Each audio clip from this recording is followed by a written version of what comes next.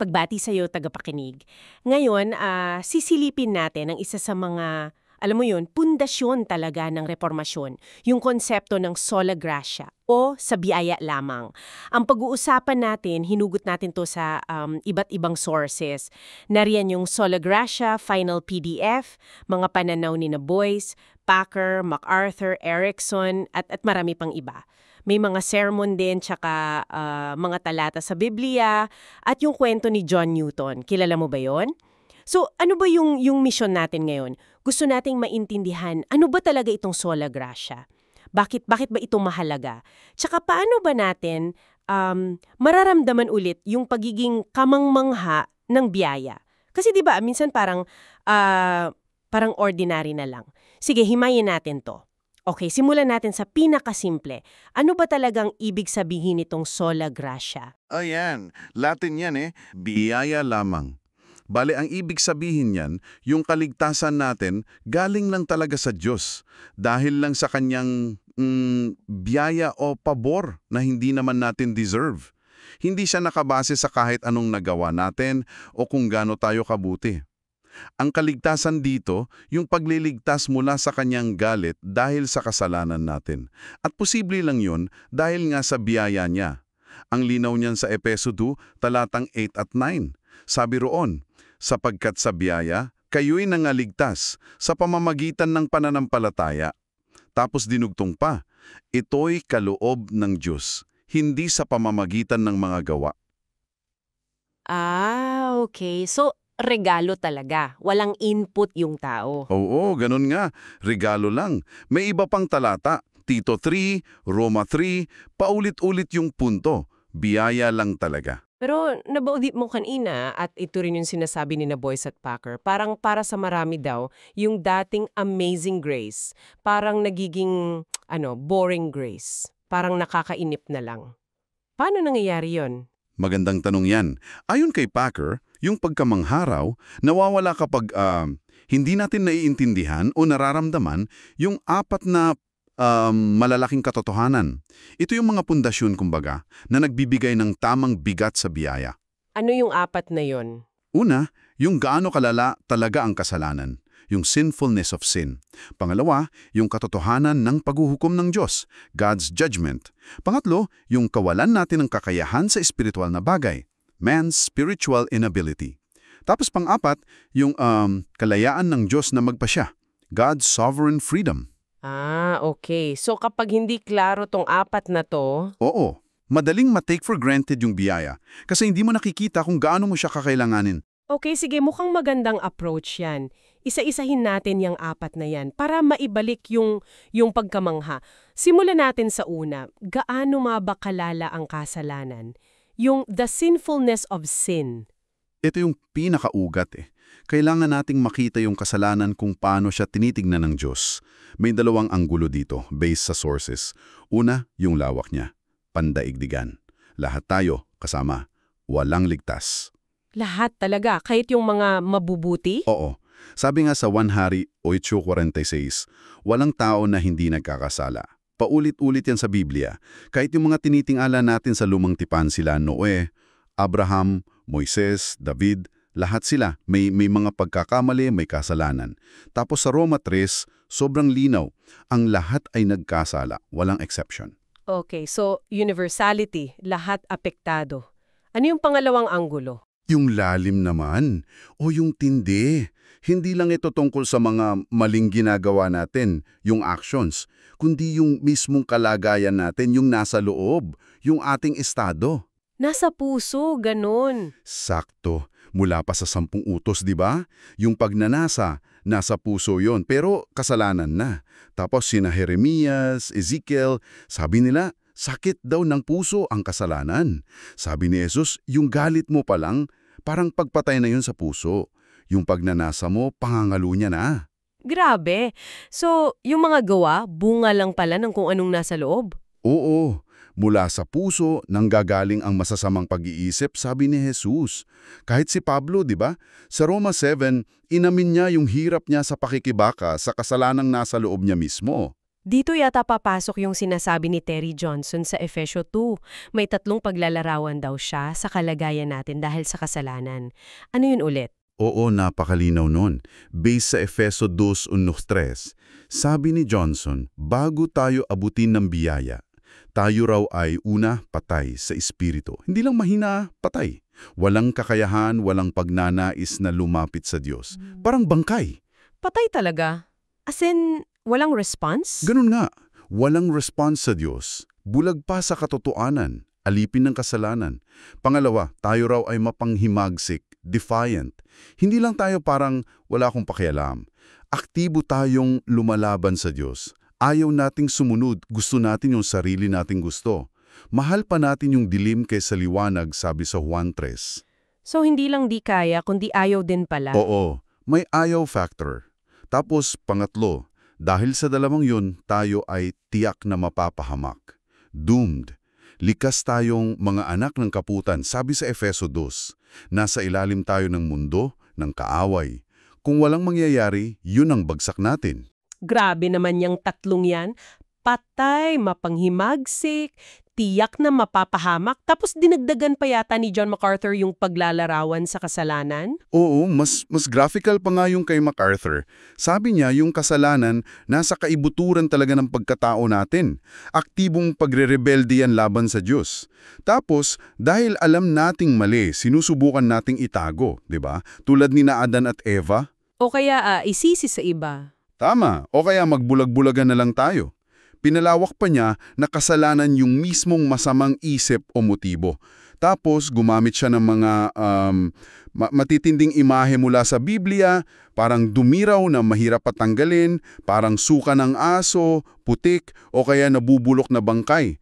Ganun daw kasuklam-suklam ang kasalanan sa paningin ng Diyos. Wow, nakaka-uncomfortable pakinggan. Pero kailangan siguro, no, para maintindihan natin kung gaano kalaki yung problema. Eksakto. Kasi kung hindi natin makikita yung realidad na yan, kung gaano kalawak, kalalim, karumi yung kasalanan, hindi natin talaga masusukat yung laki at ganda ng biyaya na lumiligtas sa atin mula dyan. At dahil nga may problema itong kasalanan, may kasunod. Ito na yung pangalawang pundasyon, ang paghuhukom ng Diyos. Hindi niya pwedeng palampasin yun, di ba? Tama.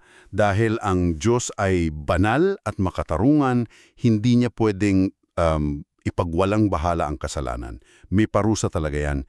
Sabi sa Roma 6:23, ang kabayaran ng kasalanan ay kamatayan.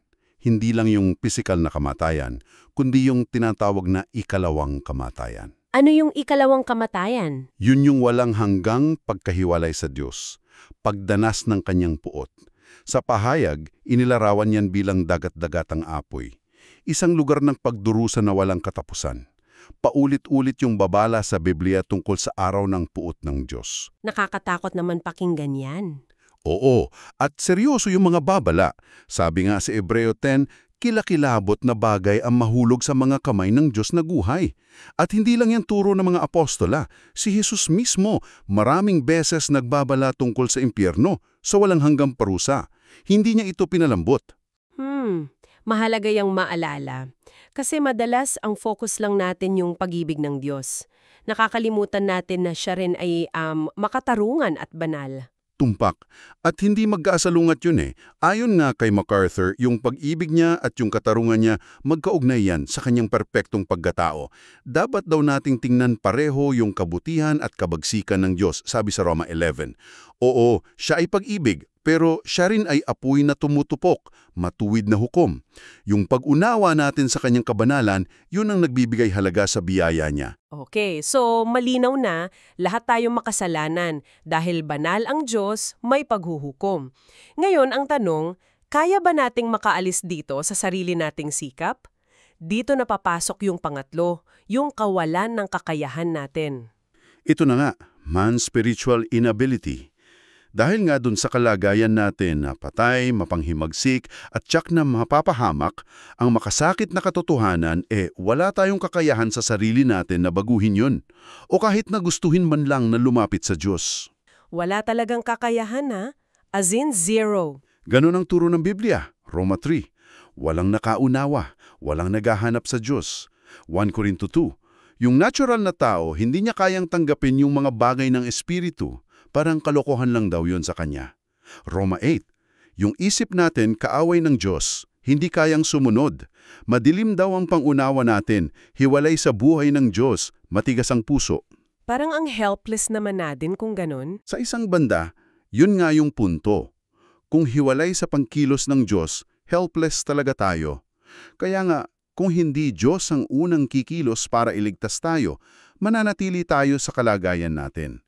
Hindi pwedeng galing sa atin ang simula ng kaligtasan. Kailangang manggaling sa biyaya niya. Kaya sola gratia, biyaya lamang. Gets ko. Dito rin siguro pumapasok yung sinabi ni Riddlebarger na lalo na sa panahon ngayon, mahirap tanggapin to. Kasi parang ang taas ng tingin natin sa sarili natin na kaya nating lahat. Oo, malaking hadlang yon. Yung paniniwalang likas na mabuti ang tao o kaya nating ayusin ang sarili natin. Pero kung haharapin natin yung sinasabi ng Biblia tungkol sa epekto ng kasalanan, makikita nating hindi pala natin kaya. Yung pag-amin sa ating kawalan ng kakayahan, yun yung magbubukas sa atin sa pangangailangan natin ng biyaya. Hindi tayo niligtas dahil may nakitang maganda ang Diyos sa atin, kundi dahil lang sa awa niya. At yan na yung connection sa pang-apat at huling pundasyon, ang makapangyarihang kalayaan ng Diyos, God's sovereign freedom. Paano to konektado sa biyaya? Maganda yung paliwanag ni Boyce dito. Sabi niya, hindi tayo pwedeng lumapit sa Diyos na parang may utang siya sa atin na kaligtasan. Wala siyang obligasyon. Ang biyaya, by definition, ay isang pabor na hindi mo hinihingi o hindi ka karapat-dapat. Kung obligado siyang ibigay yon, hindi na biyaya ang tawag doon. Parang karapatan na natin yun kung obligado siya? Oo, kaya sovereign grace ang tawag. Biyaya na galing sa kanyang malaya, hindi napipilitang pagpapasya. Dagdag pa ni Terry Johnson, ang biyaya laging kusang loob na binibigay sa mga hindi karapat-dapat. Tulad ng mga anghel na nagkasala, hindi sila niligtas. Wala siyang utang na iligtas ang lahat ng tao. Yung pagpili niyang magpakita ng biyaya, desisyon niya yon. Purong biyaya. Okay, kaya pala sovereign ka siya, ang may kapangyarihang magpasya. At dito na natin makikita yung papel ng tatlong persona ng Diyos sa pagbibigay ng biyayang ito, di ba? Based sa sources. Tama.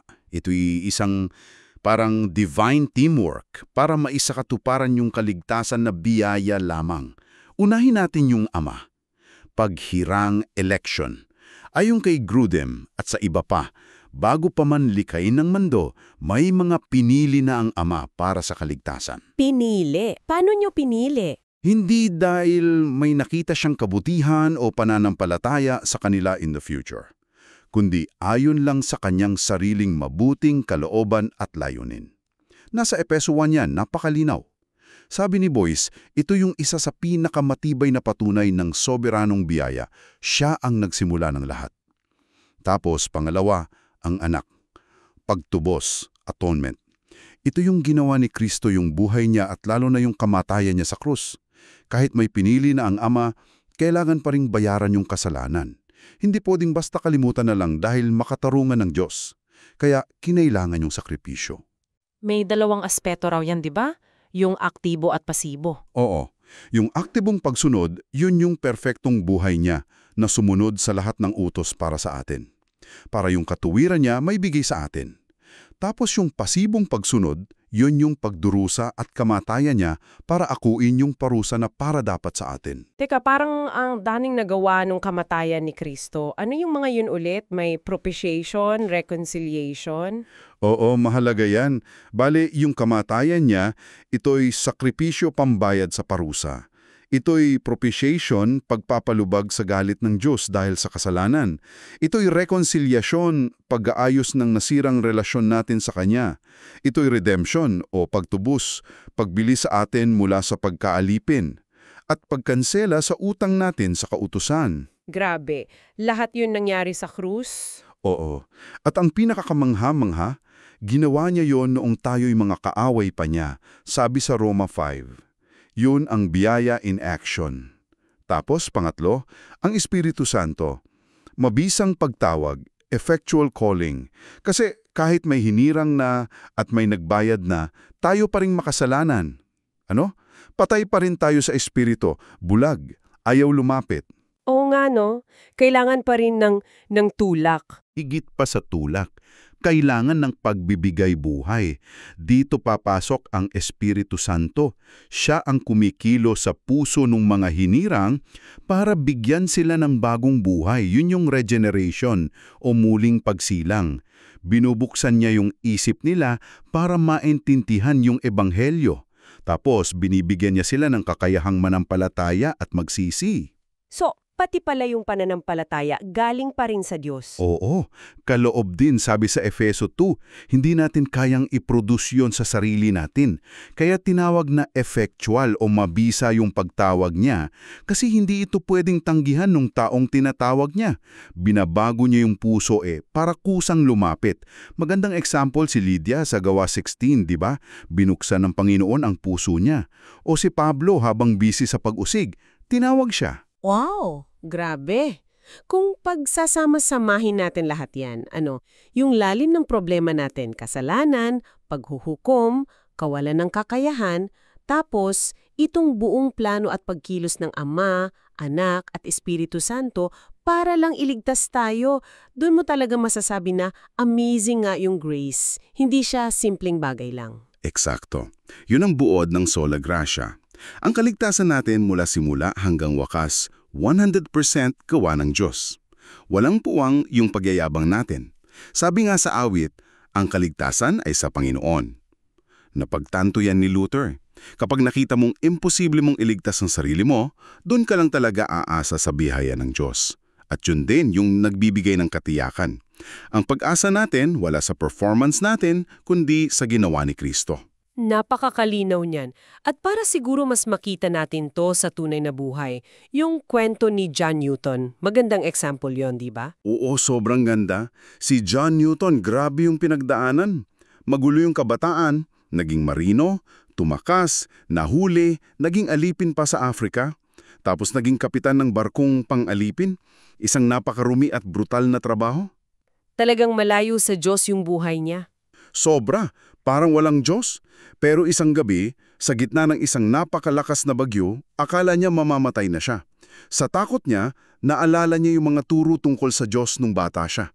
Tapos, sumigaw siya sa Diyos, humingi ng awa. Hindi naman biglaan yung pagbabago niya, pero yun yung simula. Doon nagsimula yung pagbabago. Oo, unti-unti binago ng Diyos yung puso niya. Iniwan niya yung slave trade, nag-aral, naging pastor at mangangaral. At siya yung sumulat ng kanta na Amazing Grace, di ba? Amazing Grace, how sweet the sound that saved a wretch like me. Personal testimony niya yon. Pinapakita ng buhay niya na kahit gaano pa kalubog sa kasalanan ng isang tao, kayang abutin ng biyaya ng Diyos. Purong biyaya talaga. Salamat sa kwentong yan at sa buong pagtatalakay natin. Talagang mula sa pagiging potential na boring, naging sobrang linaw at kamangha-maha ulit yung biyaya nung sinuri natin yung 4 na pundasyong to. Yung kasalanan, paghuhukom, yung kawalan natin ng kakayahan, at yung soberanong pagkilos ng Diyos. At para sa iyo, tagapakinig, sana nga nagbigay ito ng bagong liwanag.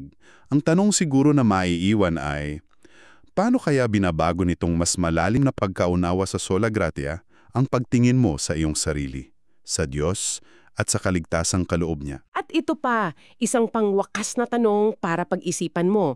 Kung ang kaligtasan ay tunay ngang biyaya lamang, regalo lang talaga mula simula hanggang wakas, ano kaya yung pinakaangkop na tugon ng isang pusong nakatanggap ng ganito kalaking regalo? Sa pang-araw-araw na buhay, hanggang sa susunod nating pagtatalakay at pagsisid sa kaalaman. Salamat sa iyong pakikinig.